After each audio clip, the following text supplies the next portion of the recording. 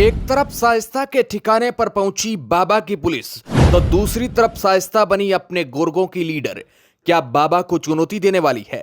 शाइस्ता के इन कारनामों को देखकर आप जरूर ये सोच रहे होंगे कि आखिर कैसे अकेले पड़ जाने के बाद भी ये लेडी रुकने का नाम नहीं ले रही है। अब इसे देखकर हमारे बाबा जी कहां चुप बैठने वाले थे। उनका दिमाग गर्म होकर खौल उठा और शाम को ही एक बड़ी बैठक बुला दी गई। कह डाला कि किसी भी हालत में इन बदमाशों को छोड़ा नहीं जाना चाहिए। कुछ भी हो जाए, शाम दाम दंड भेद किसी का उपयोग करना पड़े, लेकिन इनको पकड़ो। एक तरफ आदेश का निकलना हुआ और दूसरी तरफ पुलिस की टीम रवाना हुई। 24 घंटों में हुई इस कार्रवाई को देखकर अच्छों के पसीने निकल गए, लेकिन शाइस्ता इससे भी बाज कहां आने वाली थी। वह अपना शैतानी दिमाग लड़ा रही थी। भले ही वो अतीक की मंगेतर हो, लेकिन इससे पहले वो एक सिपाही की बेटी थी और सिपाही की बेटी होना उसके लिए वरदान साबित हुआ, क्योंकि उसे पुलिस के नजरिए से सोचना बखूबी आता है। और ऐसा ही कुछ शाइस्ता ने किया। अगर हम शाइस्ता की बात करें तो उसका पूरा बचपन पुलिस थाने और चौकियों में ही बीता है। पिता के सिपाही होने के कारण पुलिस का कैसे पीछा करती है और कैसे किसी को चकमा देती है, इन सभी बातों को शाइस्ता ने बचपन में ही देख लिया था। इसलिए पुलिस उसे कहां ढूंढेगी, उसने अपने बचने के सारे प्रबंध पहले ही कर लिए थे और यही कारण है कि वे अब तक बची हुई है। लेकिन सबसे बड़ी बात तो यह है कि शाइस्ता छिप क्यों रही है। आखिर शाइस्ता क्यों पुलिस की नजरों में धूल झोंक कर भागती जा रही है? इसके पीछे का कारण है उमेश पाल हत्याकांड।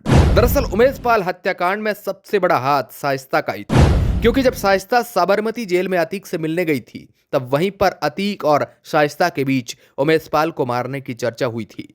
इसके लिए अतीक ने शाइस्ता से जेल में ही फोन पहुंचाने की बात की थी। जेल में फोन पहुंचाने के लिए उसने एक पुलिसकर्मी का नाम भी बताया, जिसके जरिए कुछ दिनों बाद ही शाइस्ता ने अपने पति को एक फोन पहुंचा दिया। बाद में उसी फोन के जरिए अतीक ने सभी शूटर्स से बात की, फिर शूटर्स से अशरफ ने मुलाकात की, जिसके बाद फाइनल साजिश तैयार हुई। हालांकि बाद में अतीक और शाइस्ता ने जब फोन पर बात की, तब बीवी ने उसे कहा कि इस पूरी घटना में असद को शामिल नहीं करना चाहिए था, लेकिन अतीक ने वापस कहा कि असद शेर का बेटा है, उसे कुछ नहीं होगा।